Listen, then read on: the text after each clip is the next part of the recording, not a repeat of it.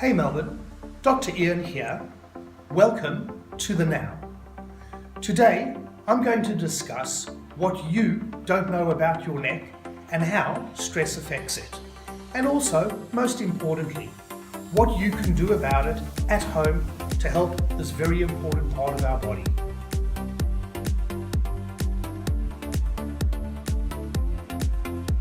To start off with, most of us, without even realizing it, in our day-to-day activity, put our necks in postures that really don't serve us. For example, if we're working at a computer, many of us don't have the screens adjusted appropriately. Or maybe you're working on a laptop for hours on end with your head looking down. The effect on our neck is very much, as we can see in the model, straightening it out, losing the curve, and in fact, in some cases, even having the neck bent forward. There are also those of us who enjoy a good bike ride.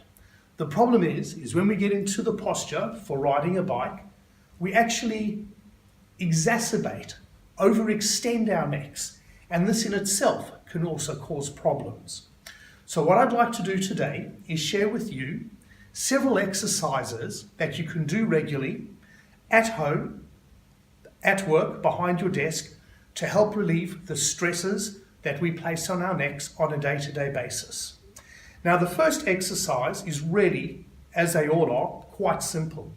What we're going to do is we're going to lift our shoulders, and then you're going to move your shoulders towards the back in a rolling motion.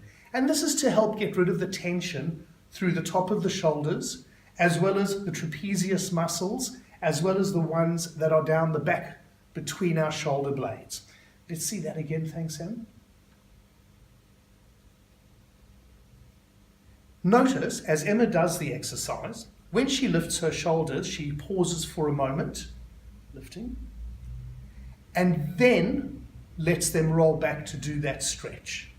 The next exercise is going to be allowing your head to be turned to the left. And what we're going to do is we're not only just going to turn it to the left, we're actually going to hold it in this position.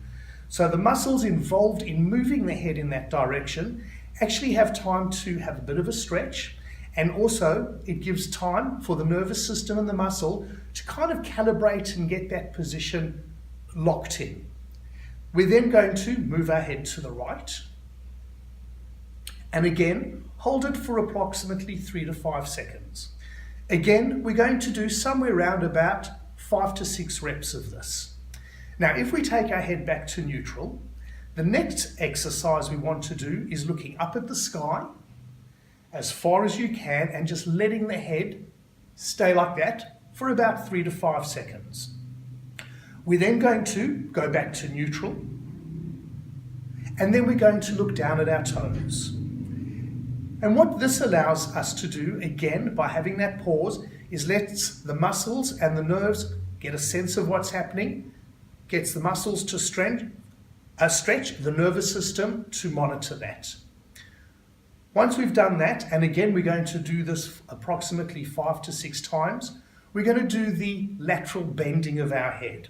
So we move our head to the one side, and again, holding it for 3 to 5 seconds. Then back to neutral, then to the other side, the right, and again holding it for that 3 to 5 seconds. And like with all the other exercises, we're going to be doing approximately 5 to 6 reps.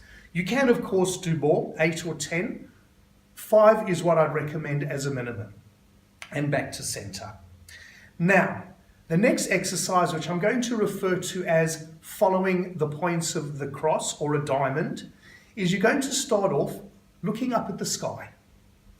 Now, what's really important about this exercise, as Emma holds it, is please don't do this and roll your head. You need to look up at the sky and hold it for 3 to 5 seconds. Then take your head over to the left. Hold it for 3 to 5 seconds. Look down at your toes, 3 to 5 seconds. And then to the right. and then back to neutral. And you're going to do this 3 times in a clockwise direction and 3 times in an anti-clockwise direction. The next exercise is one where we're going to put our head back as far as you can, and now you're going to lift your shoulders towards the sky and just hold that position. And this is really good for helping get that curve back in the neck once we've actually done those other exercises to stretch the muscles and other structures. At the end of this exercise, the 3 to 5 seconds that we've been holding it for, what I'd like you to do is then just let your shoulders roll back and down and bring your head back to neutral. I hope you find these stretches and exercises of use. I'll be seeing you around. Cheers.